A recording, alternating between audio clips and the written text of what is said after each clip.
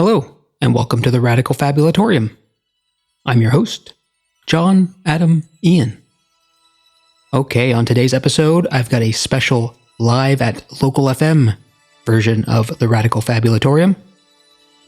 So, Moonfruits, a folk duo based out of Ottawa, Ontario, swung by Local FM and performed live in the studio, and also sat down with me for an interview on a special Saturday afternoon version of the Radical Fabulatorium. We haven't had live music over the airwaves here at Local FM in quite a few years, so it was very exciting to have them in the studio performing.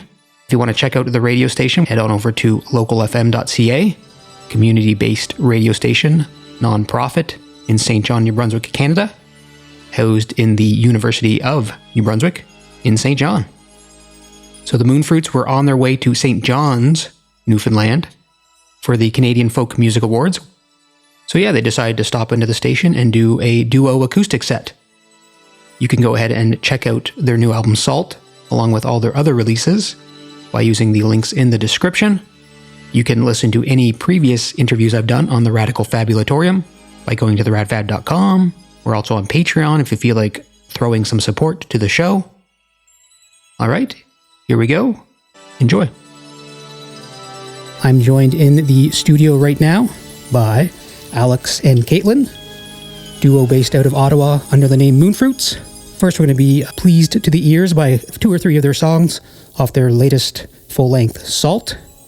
So here we are, Moonfruits out of Ottawa, Ontario. Enjoy.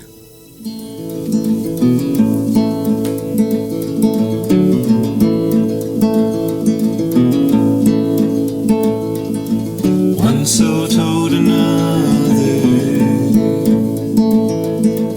I'm sorry to bother. You wouldn't happen to have a light. It's funny that you'd ask my friend, why is it we both pretend we like fumbling through the night?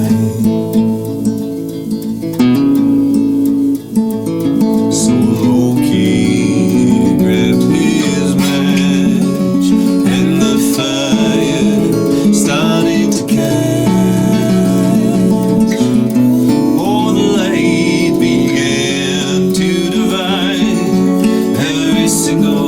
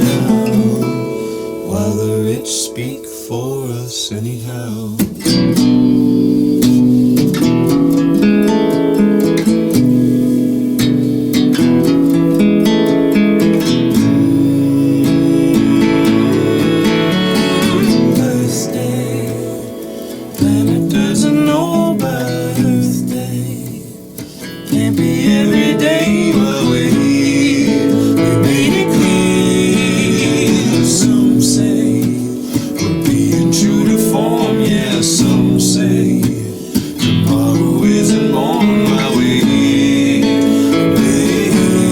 Because we do well the bass on the train, just in case their weight was too great and someone might use them. We are saints without beings who believe, popes believes in the news of the now. We are breed without heed who bleed the right beads on the tomb of the now, while the rich speak for us anyhow.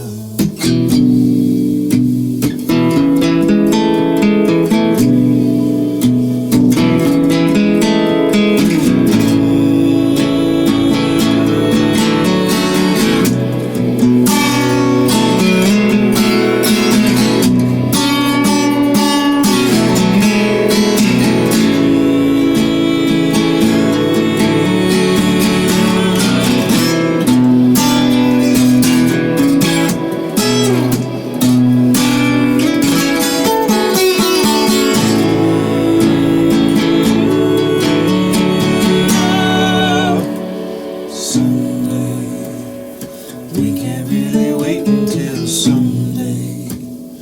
We can't really wait while we're here. My day.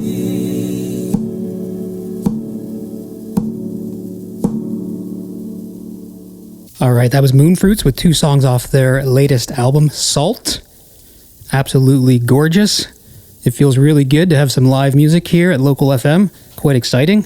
So now I do believe Kaitlin and Alex are going to put down their guitars and come on into the live booth. Have a little chatteroo. Hey, Kaitlin.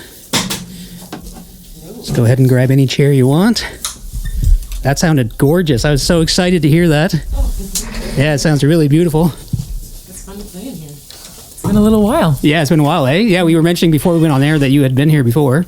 Yeah. Quality Block Party, right? That's about right. That's right. I think maybe 2018, so it's been a minute. 2018? Yeah. Yeah, cool. And that was with Abby, right? Because Abby used to work here, and now you're playing Haven Music Hall tonight. That's right. Where Abby is. You can just move that mic right by your... It's very much a full circle kind of experience. Yeah, that's awesome. Mm-hmm. Very cool. Mm-hmm. So I'm really... So I know you mentioned about... you'd asked me about bringing up your guitars and your pedals and stuff, or your amp. I'm really glad you did. It sounded so good. Like the reverb and stuff you had going on. Oh, thank you. That was really fantastic. Why don't you tell the listeners which songs you guys played off the record? Yeah, sure. So we just played Loki and Wednesday. Okay. And this is very, it's a very fun trip. We get to do a bunch of different things at the same time for this tour. So we spent a week in Halifax, which we've never had a chance to do. Music Declares Emergency Canada. Okay. It's a very cool organization doing all kinds of climate advocacy work. They had a whole week of events, so we got to play at the Rebecca Cohen Theatre with a bunch of amazing artists, and it was a tribute concert to Joni Mitchell and Neil Young. Okay. So we all got to put together some Neil and Joni tunes, all of us fretting about the lyrics backstage just before. Making sure you got them just right. Yeah. Yeah. Both of them are... Well, especially Joni. Yeah. She writes a lot of verses in her tunes. She's quite the poet. Yeah. And her tunings aren't always normal either, right? Like the way she performs them. That's right. Yeah. She definitely uses interesting guitar tunings, and so we weren't able to replicate that part. But there was an extraordinary house band. Okay. That had all that locked down. Okay. Yeah, they were really great. And Sam, I believe, was the name of the guitarist, though I'm not remembering her last name. But anyway, she had it all. Figured out. Okay. Yeah. So we also got to play on a solar powered stage neat. outside of the Central Public Library. Okay. It was originally going to be a bike and solar powered stage, but it was about zero, and it was a bring your own bike kind of generator. So Okay. they just have like trainers basically and you power the battery with your pedaling. Yeah. Not a lot of folks cycling at 0 degrees Uh-huh. in Halifax, and we basically had a blizzard on stage. The amazing part was though that the solar power works regardless. Yeah. It can be overcast and everything. It was still, perfect. Yeah, okay. Everything was That's running always one of the common things you tickety-boo. hear people wonder about. Yeah. Yeah. Well, I mean, I'm not a scientist and I can't speak to it, but anecdotally, there was lots of power on stage, and we hadn't seen the sun all day. So Okay. That's it was awesome. Pretty Yeah, cool. it was like sound and lights and a heater all running from solar power, which is pretty Very pretty cool. Yeah, yeah. That's very neat. That was in Halifax. So how long you been on the East Coast so far? We've been on the road for almost 2 weeks and a bit now, and we're just at about the halfway point. We are on our way to Newfoundland for the Canadian Folk Music Awards, and then from there we'll head back into the northeastern U.S. So we've got tonight in St. John, and we'll be in Salisbury tomorrow, and then we take the ferry. Fun. Have you done that before? I've maybe as a baby. Okay. I think I took the ferry with my parents, but I've never been to Alex. Newfoundland. Oh, okay. Yeah. Yeah, You know, sometimes people never come back. They fall in love with it. I've heard about this. Yeah, happening. you've heard that happening. We're going right? to visit some friends of ours who did that. Oh, yeah. Okay. So they're Yeah. going to try to, Yeah. that's funny. Okay. You get screeched in, and before you know it, you're signing a mortgage. And, That's true. Yeah, that's right. You kissing the cod as you're at the bank. You know, I think that's what they. I've heard that expression for sure. Yeah. I was there last with my choir, actually. Okay. I was in a choir for about 10 years as a kid, and we went to a music festival in St. John's, and we stayed at, I think it's Memorial University. Yeah. In the dorm rooms there, and had a grand old time. So I'm really looking forward to going back. Okay. With a little bit more leeway in the schedule and a little less matching shirts. Yeah, it's going to be fun to be there as an adult. That's and hang awesome. out. Yeah. Although Kate had a pretty amazing public transportation experience in St. John's. Okay. actually. Do tell. Yeah, I mean, I'm outing the bus driver in doing this, but we got on board the bus because our festival passes gave us like free transit rides for the week that we were there. Okay. And so a bunch of us matching t-shirt choir kids hopped on this bus, kids from Ontario, and we were just asking for a recommendation on a fish and chips because there's a million places to go and we didn't know what we were doing. So we thought, okay, let's ask someone who lives here. We asked the bus driver. He turns to the bus and says, hey, do you folks mind if I go off my route for a minute? Okay. Everyone on the bus, like going to work, doing whatever their things, says, yeah, no problem. Bus driver drives us to a restaurant, gets off the bus, goes upstairs and arranges it with his buddy who runs the restaurant, like, hey, take care of these kids. They want fish and chips, whatever. That's awesome. Comes back downstairs, and then I'm assuming he rejoined his route, but it was just, I was gobsmacked. Like, Yeah. I'd never seen anything like that before, Yeah. so it was memorable for sure. That's being that comfortable in your community, or Yeah. everyone's Yeah. like, oh, that's fine. This is Yeah, cool. yeah, yeah. It's just a beautiful thing to not be so beholden to the clock. To the clock. Yeah. Yeah. I agree. That's very nice. So yeah, like as you mentioned, you're heading out there to play the Canada Folk Awards, right? Yeah. So we're not actually playing, but we're gonna. Oh, we're not playing. Okay. Yeah, we're up for we're nominated in a couple categories, so we're going to be seeing and catching lots of other great music, and then Yeah. going to the awards ceremony to attend and cheer our friends on. And Okay, that's awesome. Yeah. Because you're nominated for Producers of the Year and Emerging Artist of the Year, That's right? right. That's right, Yeah. yeah. So, and I thought I heard more Ottawa artists are. Yeah. Nominated as well, right? there's- quite a few. We've got Mia Kelly, who's yeah. also nominated in the Emerging Artist category. Oh, crumbs. I'm drawing a blank, but there's at least 4 or 5 That's awesome. artists from the Ottawa area who are going to be there. So So what's going on in Ottawa? Why is there so much strong folk music coming out of there? Oh, I don't know. That's a good question. We have a new venue in Ottawa called Redbird. Okay. That's been a real hub of mostly folk music, like a bit of Americana, that kind of stuff. Okay. I feel like it is very much picking up where the Black Sheep left off. The Black Sheep was like in Wakefield, about like 45 minutes from Ottawa, and it was like this like legendary folk venue. But Okay. it hasn't reopened since the pandemic. And so yeah, Redbird is both a music school and a listening room where I both taught and bartended. Oh, neat. and helped to paint it. Okay. Yeah, you got well experienced. Yeah, and otherwise, I think there's just there's a nice kind of sweet underground, mostly underground, I feel, folk sort of movement happening in Ottawa that we are definitely part of. You know? Yeah. Well, it sounds like it based on a few Ottawa artists being nominated for folk awards. So No, that's it's really exciting to be able to kind of to just watch everyone make really neat art. Yeah. And get to kind of travel it around a little bit. I think it's an exciting thing. It feels good. Yeah. Now, I'm kind of weary to talk about the pandemic anymore because I just like, you know what I mean? I kind of want to forget about it. But do you think like people being locked inside their houses or whatever, that kind of gave birth to all this art and all this creativity that was unexpected? Like, I don't know. But anecdotally, yeah. Like, for sure, I've heard lots of people say, I mean, one of two things, like, I had all this extra time on my hands, or I suddenly had a moment of like just focus or a new rhythm of life, or just like a second to catch my breath and go like, oh, actually what I want to do is this. So I definitely, like, I know in our own situation, we had major mission creep. We were going to make an EP and then suddenly it's like, okay, we're making a full length album. And oh yeah, also we're going to have strings and horns and harp and, you know, not only a full band, and tracks that were originally going to be just like two voices and a ukulele or guitar became like these orchestrated pieces with backing vocals and like 7 different players on them. So, you know, the time allowed us to dream more, for sure. And, you know, we were having to reschedule and kind of pivot and change plans a lot anyway, as everyone else was. So I think that also just kind of like brought with it this like flexible energy of like, let's have fun. Let's do what we want. Let's follow the dream. Okay. So I've definitely heard of other artists saying that happened, or people who had taken a break and came back to it and made a record, or finally recorded songs they've written. And I also heard of other people being like, you know, taking on building projects and making things and having children and like, you know, just kind of stuff that, which also we did was that too, the case for us. Yeah. I just mean like, you know, like getting pets, like just totally expanding their home world life and leaning into the things that brought them joy.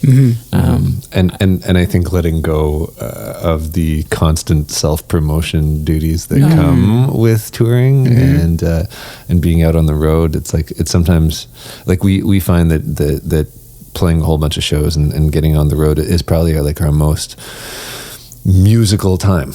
You know, that sometimes when you're, you know, especially because we're an independent artist, so we're booking all of our own tours and that kind of thing, it can actually be tricky to carve out time to like be a musician, you know. And that when we're on the road, it's like, you know, just at sound check, you're kind of, I'm gonna try this new tune. It's like, I haven't heard that one before, you know, like that kind of thing. But having all of that just like evaporate, and all of a sudden it's like you and your instruments at home, and you start to. I think there's a lot of people who. It was just kind of like letting the garden grow, you know, like like all those ideas were probably there already. It's just having the, like Kate was saying, the breathing space to do it. Really, really felt good. The demands on your time are just reduced. Yeah. I was going to ask you about doing everything yourself. Actually, I can relate to that because in my old band, I was the manager, booking agent as well as like and the songwriter. So I wanted to ask you about burnout. Because as an independent artist, a lot of people right to the heart of the matter. Right to the heart of the matter, yeah. Well, people, you know, the fans and the people see you perform the music, and they might not understand that there is no team behind the scenes. Like the people on the stage is also the business team, and so I don't think some people could understand that burnout happens to touring artists pretty regularly. Yeah. And you don't have to talk about it if you want to, but I find it interesting. I find it interesting too. I'm curious to know about your experience. For me, it's like. It's 100% something you're living with all the time. Even if you're not experiencing a full-on burnout, you're kind of cycling through these waves of like, you know, maybe manifests as anxiety or depression or, you know, just kind of ignoring things that you need to be doing because there's so many different demands on your time that you really can't do everything well. And I think that reckoning with that is something that is kind of a constant story. And, you know, it puts stress on your relationships, you know, like in the band or, you know, in your friends, family, whatever.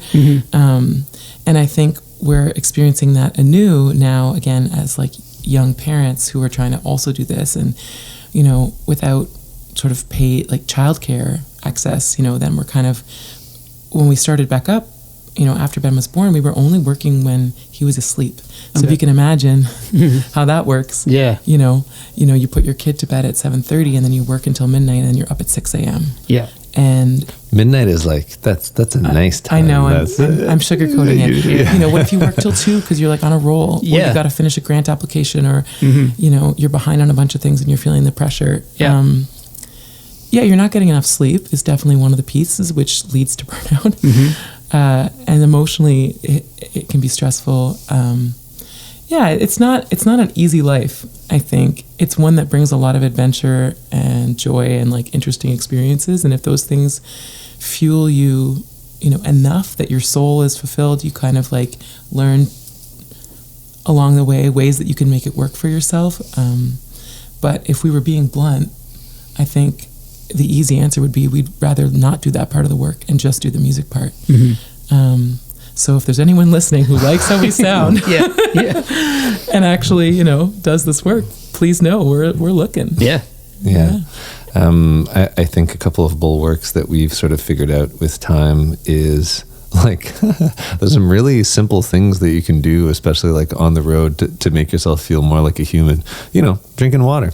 That's a good one. Yeah, it's easy to forget to do. We always try to, like, if there's even the day before yesterday, we get to this spot and it's like pouring rain, and you're like, well, we've got a half hour before we have to start to get set up. So apparently there's some hiking trails over here, and it was just like walking through muck, but it was walking. Like just getting out, doing exercise, seeing the sun, stretching, all that kind of stuff, because the car is hard on the body. If there's any truckers listening right now, they entirely know what we're talking about, or anybody who commutes for work. It can be pretty tough on the old bod, and so just all these little things really do help. Because no, go ahead. I was going to say, when we go on tour, you get to town and you realize it's really easy to just sit around and do nothing,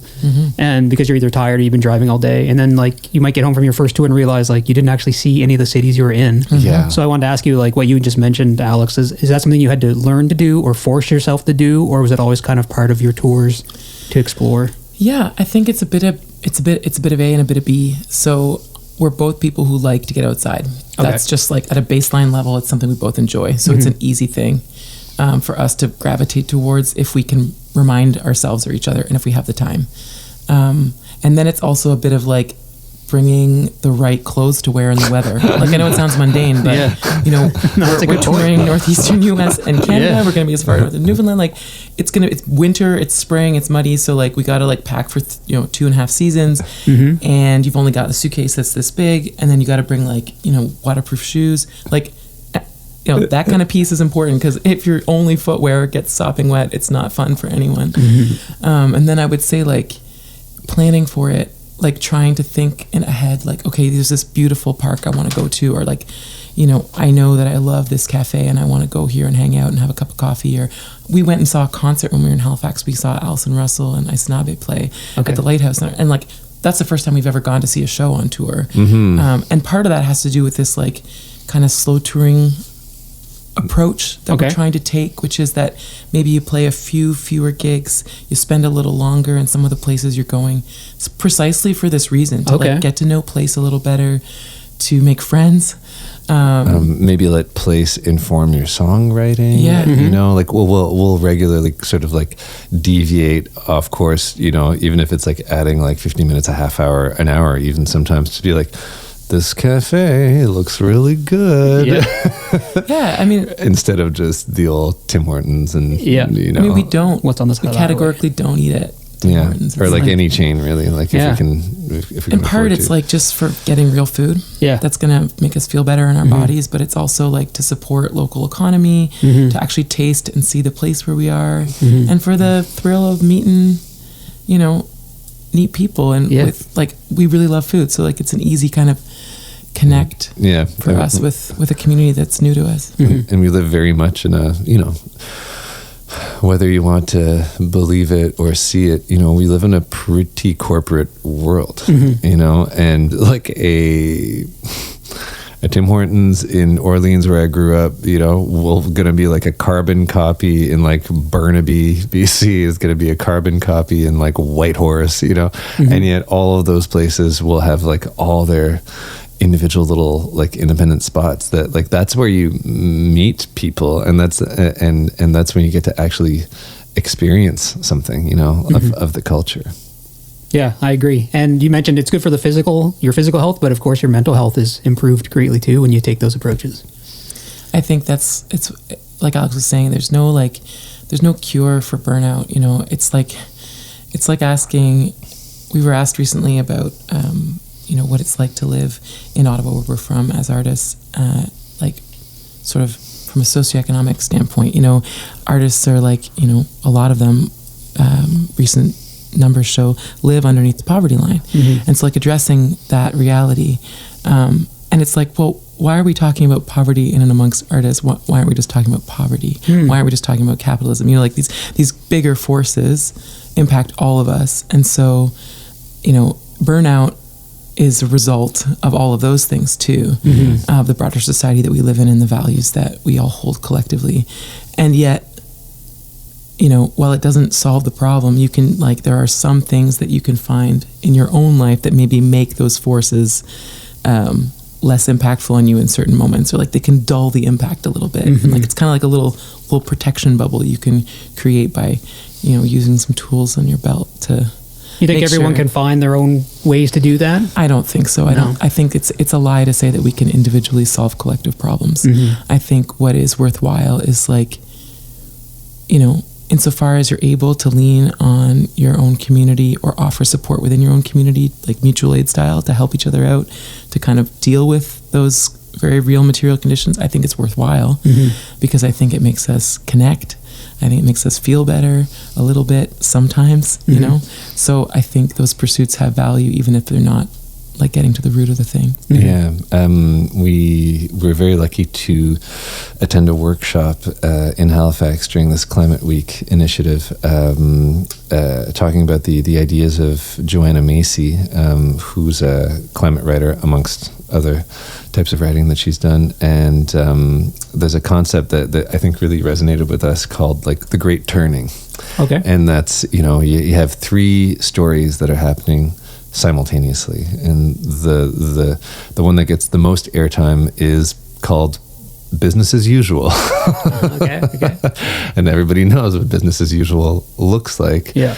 And the other story is the great unraveling that is largely caused by business as usual. And it's interesting being here in New Brunswick, because I feel like in Ontario the clear cutting is a lot more hidden. You'll have a couple of 100 feet of buffer on either side of the highway, but then you see aerial photographs and you're like, oh wow, I was just driving through a clear cut field. Whereas here it's I feel like it's a lot more bold and in your face, and there's a strip mine over here and there's clear cutting over here, but this is happening everywhere. This is happening everywhere across Canada, across the world. We're losing our ancient forests, and we're losing our greater ecological system is unraveling. But there's also this third story, which is the Great Turning, and that was a really interesting concept in that there's hundreds of thousands, if not millions of people that are all, tackling their own climate anxiety. And in a million different ways are slowly turning our society towards something that can sustain life in a sustainable way, in an everlasting kind of way again. But the thing that's tricky is that all three of those stories are happening at the same time, and that the Great Turning, is not really something that's publicized in the media. It's so-and-so couple decided to use, reusable diapers, and so-and-so couple, or fella, he's only eating meat once a week now, that's never gonna be a news story. Yeah. And yet it's all of these collective actions together that will hopefully contribute towards a sustainable, livable future. Yeah, I hope so. The mention of climate anxiety, I find that makes me nervous that people are working towards changing or they want to, but if the anxiety gets too high, it can like devolve into hopelessness, which is a dangerous place to be, in my opinion. Absolutely. I agree. If I may, something else that came up in this same workshop was, and I think it was also Joanna Macy's ideas that this, I'm forgetting the workshop. I think she was also with Joanna, right? Anyway, the workshop provider, talked about was like, you know, people like to talk about optimism and pessimism, but I find those to be dangerous concepts when it comes to something like the climate change we all face globally, because both of them is a fixed lane of like, kind of no matter the circumstance, you're seeing things one way or the other. And they don't really talk to each other. And they're both kind of fatalistic in a sense, because there's such a thing as toxic optimism, where you just kind of keep saying everything's going to be okay, but you're not necessarily actually making any changes, or you're not participating in change in a group setting. And so what she was talking about is like hope itself is a different kind of feeling. It's like, it's embracing an uncertain future with imperfect and incomplete knowledge and the intention to do as well as you can. Okay. And that is it's more of an active thing.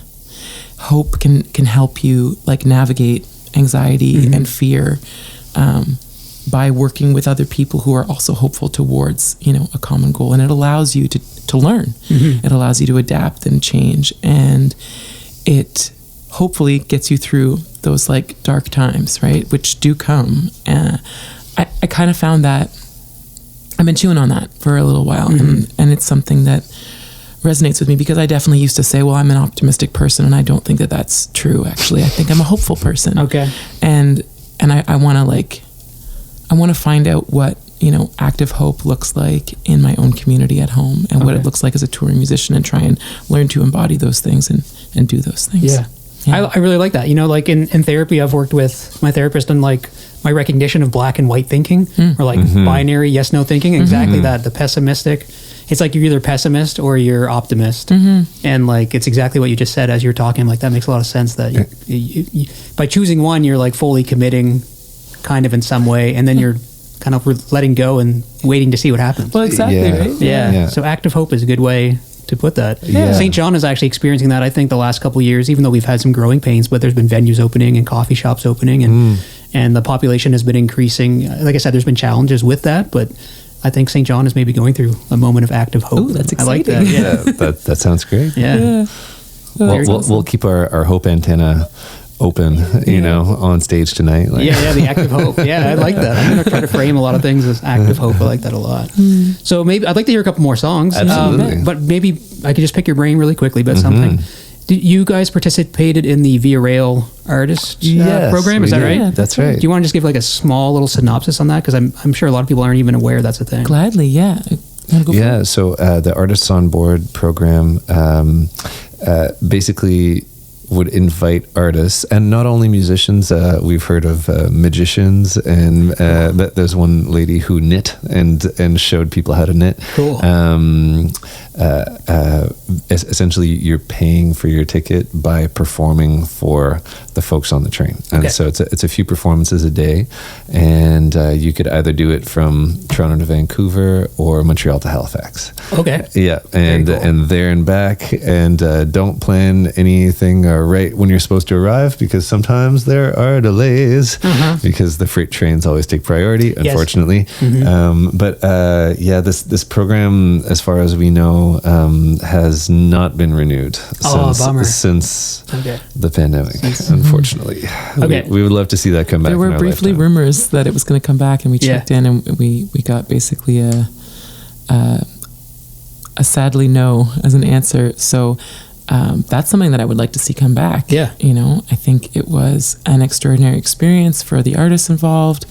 I think it brought a lot to the people on board the train too, because I don't know, it's kind of a neat thing. It's an old school thing almost to have a performer in a space. It's almost like a residency in that way. You're kind of in the same place for a few days. Yeah, you're like, what new song can I share with you? Because this is the 8th time that I'm performing for you. Yeah. You know? Yeah, that's really interesting. It was a real challenge and a beautiful one. And we still have some connections with people. Actually, I've got a great Via Rail story for you. So on the train, we got a Christmas gift in the mail from someone we met on the train after our son was born. That was one extraordinary thing. And then another thing that happened just last week, a friend of ours was reading a mystery novel. Okay. And he took a picture of it and sent it to us. And I was like, why is Bob sending me this picture of this page in the book? So I read it. And lo and behold, in his book, one of the characters is listening to a Moonfruits album. And I was like, I know exactly who this is. We met a mystery writer on the Via Rail train. Her name is Donna Andrews. Okay. And she's a very prolific mystery writer. And this particular book is called Let It Crow, Let It Crow, Let It Crow. It's a Christmas themed book, I guess. Okay. In any case, we are very honored to have been mentioned in her book. And That's awesome. She was telling us that it's like part of the fan club of mystery novels is that people who are really into like a certain detective or a certain writer will petition them to have their name or their family members' names, or sometimes someone they don't like, put into the book, written into the book. And so this is a thing, I guess. Wow. And it was so cool. And sometimes it's like an auction. It's like, yeah, I'll pay $1,000 to have the boss that I really don't care for, just like, oh no, he is terribly murdered in this book. Yeah, just a coincidence. Wow, so that's fascinating. I would never have thought about that. That's I know. Really interesting. Me neither. It was a totally new world for me, and I think it was really a big tickle for us. We were like, absolutely, very chuffed. Very cool. Yeah. All right. Well, we can practice act of hope by hoping that Via Rail brings it back. Hey. But also we can convert that into an active email campaign for anyone listening. There we Be go. like, hey, if you want to tour the country and play on a train, maybe everyone should start reaching out to Via and say, bring it back, bring it back. That sounds good to me. All right, cool. So you going to play a couple more tunes? Yeah. All right. So you've been listening to a special Saturday afternoon version of the Radical Fabulatorium here on Local FM 107.3. I'm in the studio with Moonfruits, that being Alex and Kaitlin. Now they're going to grace us with some more music from their, I believe, from their latest album. A couple more songs off of Salt. Of course, you can pick up that album. It's streaming everywhere, and you can also go to their Bandcamp and pick up different versions of it there. All right, so here we go with Moonfruits. A couple more tunes off of Salt here on Local FM 107.3. This one is just for you, Jay.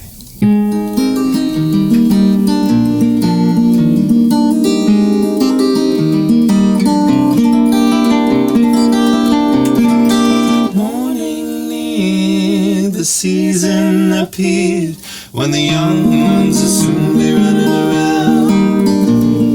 Kitchen fell, changing towns, church bells and no more running around.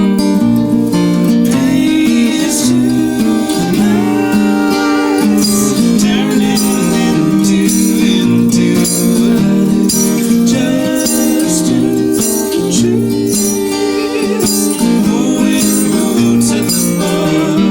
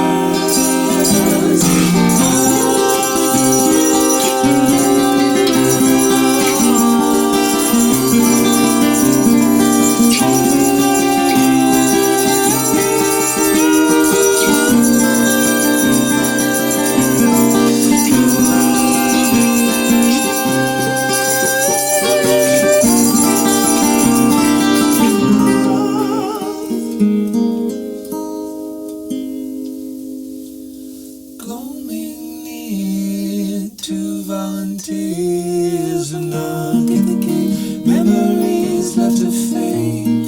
Aluminum hats to detect screen doors. Photographs circled red for folks lost in the war.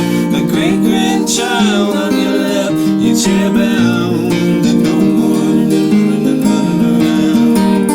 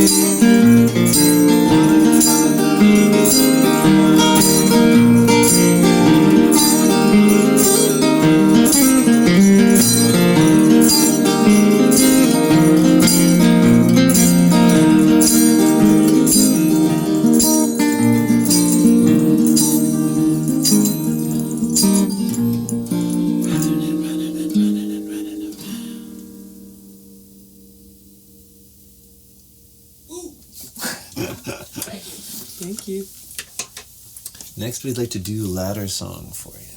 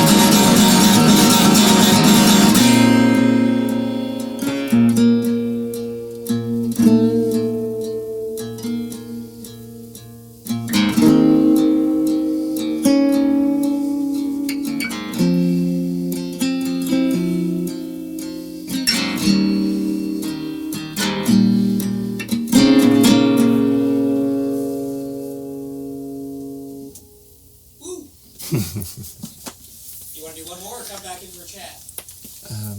Let's do another one. Yeah, if that's all right, Jake. Yeah, we got time, and then we'll finish off with a little chatteroo. Beautiful. Sounds good. So this tune is pretty special. We didn't make like an official vow not to write any moon-themed songs as Moonfruits, but it was kind of like an understood assumption. But we broke that with this tune.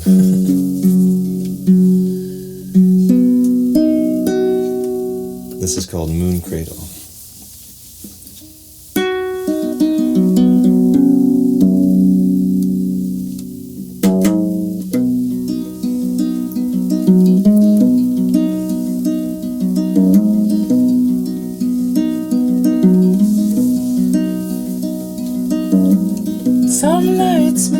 bends low to keep me company.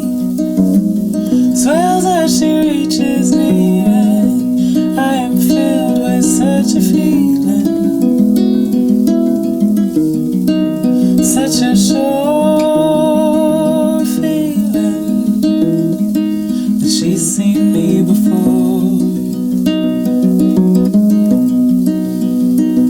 That her eyes and her hands and her heart all know the medicine I came for.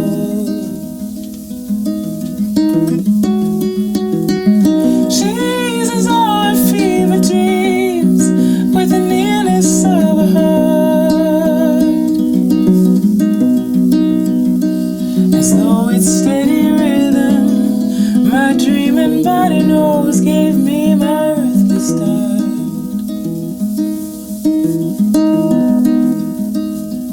She's young and old and all at once. She shares the sun's own glow to spend that magic waking time when moonshine grows. To love in the dawning hour when the ghosts come, I sing for the moon cradle, the moon cradle. Her hands they tremble, but they hold the lines, constantly unfolding. Carry me safe, knowing she's bent these knees before.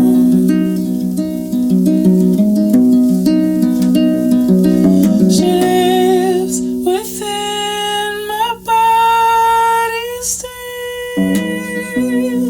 Her wrinkles are mine, and I belong to that time before I was a twinkle in her eye.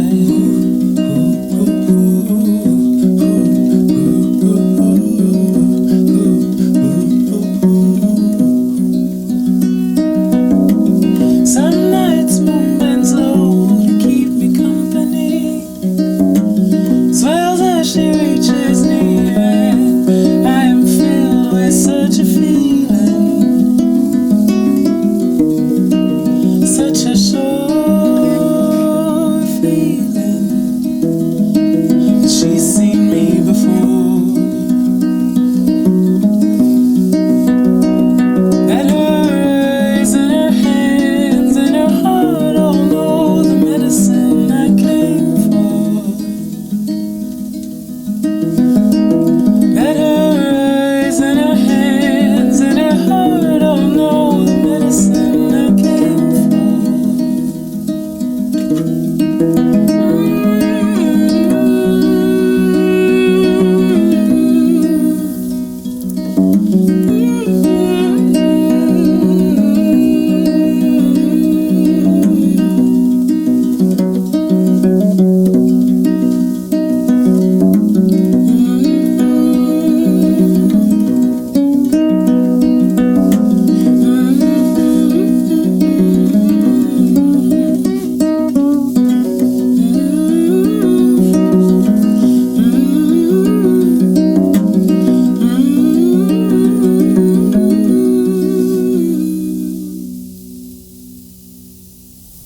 All right, that was Moonfruits with 3 more songs off their latest full length, Salt.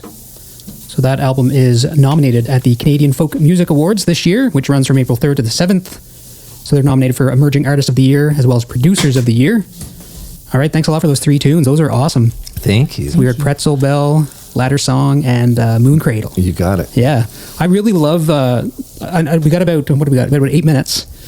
The production on the album, like Pretzel Bell, was the first one that popped out because I'm kind of drawn to that ethereal and like, I don't know if diminished is the right word, but it gets a little like uncomfortable feeling. But the production is so lush and like full. I was wondering if you felt like talking about maybe how that all came together. Yeah, for sure. I think the first thing to know is that Alex, I think in his head, whenever he's writing a song, even when he's first coming to it, or, you know, when we did Moon Cradle, he hears a lot, Okay. Orchestration-wise. And his dreams are always big orchestration-wise. And it's a beautiful thing, 'cause he's always It's a beautiful and unfortunate thing. well, it's an expensive thing. It's a beautiful thing. I think both of us are kind of dreamers in that way. Okay. And we like community, and so anytime we can play in community and have a massive band, it's amazing. Okay. So that's like kind of the context of who we are and what kind of sounds we like. But I think both of us like to work the arrangement to the song. And so, you know, on the album, there's some consistent pieces from one song to the next, but not each song kind of has the same treatment. Okay. And that was important to us too. We like to kind of make sure that the arrangement serves the song. And then when working with Charles and Olivier, we have both, like, it's a father and son who are our co-producers, and each of them has their own kind of distinct approach and sounds that they gravitate towards. Olivier's certainly more experimental. Sorry, this is Charles and Olivier Fairfield, by the way. Sorry. So, yeah, no problem. No, sorry about that. Thank you for that. They run Encode? They run Encode. Yeah, okay. And Charles more traditional in some ways, and also like a take minimalist. Okay. So like, you know, let's get the one that feels right, has magic, and then we just move on, and we're not keeping a billion pieces on the... Which is very interesting. It was the first time we worked like that. And it, where it's like, you know, you do however many, like 4 takes, and it's like, okay, which 2 are we deleting? Oh, yeah, like gone. Yeah. Yeah, and that was a really interesting and kind of freeing approach. Okay.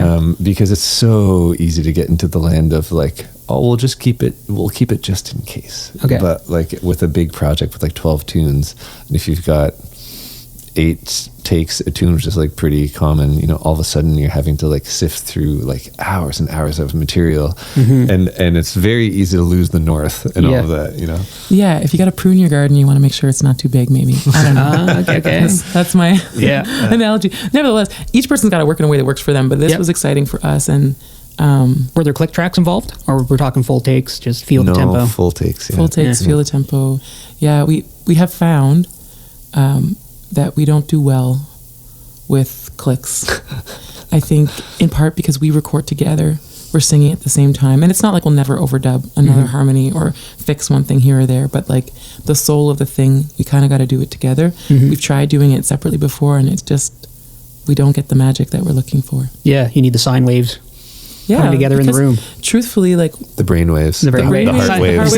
All of it, all waves. It's like, you know, we're constantly adjusting to one another, you know, and that's the thing about when you have a partner that you sing with all the time, you know, like a partner that you play with, like micro changes in pitch, your own body's then adjusting for that to make something that's resonating well. So, there's you can't, you know, anyway.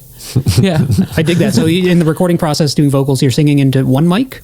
Two. Because I noticed like they're panned a little bit in the mix, right? Yeah. If anyone listening, toss it into headphones and you'll notice that. And so we just had like a baffle between us, and we're on either side of the room. Okay. And if somebody really, you know, goes for it and like is completely off, then we might both of us have to sing the same thing, you know. But but Encode was really brilliant, especially because we were recording like all through the pandemic for like 2 years. Okay. And so it had all of these picture windows in between the different rooms.